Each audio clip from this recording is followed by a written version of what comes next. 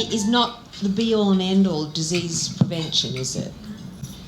Again, a beautiful question, Kathy. I think people think your genes will determine everything.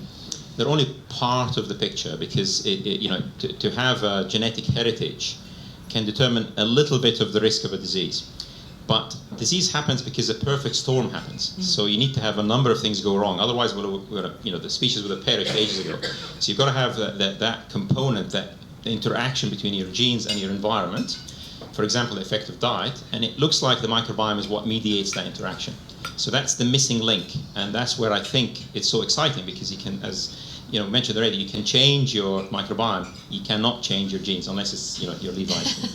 So are poo transplants the future, and not just for mothers and babies? Because when I was researching this, I read about the fact that athletes have a super kind of bacteria in their gut. So you can imagine, Putin putting the poo into Putin by wanting to win gold by changing the kind of dynamic in the gut. Could that actually happen?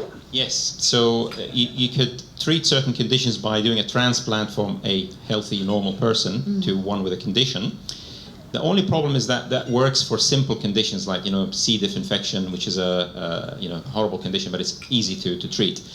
But if you're looking at something complex, you really need to understand what is it in this poo that will help that particular condition.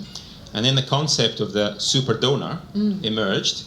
And who are the super donors? I mean, in this audience here, there'll probably be some of you who have such high quality poo that there will be an inexhaustible supply and wealth, to be promised. Thank God you're lawyers and you're used to talking shit, is all I can say.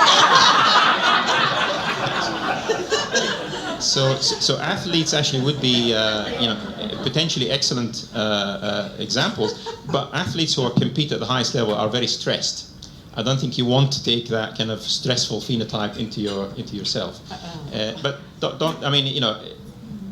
probably the most important, development in the transplant business is going away from an actual, large transplant into what we call crapsulization of the transplant. So basically creating crapsules, and this is the official term, which are much more palatable and certainly much, much easier to administer. That's what you're having for dessert.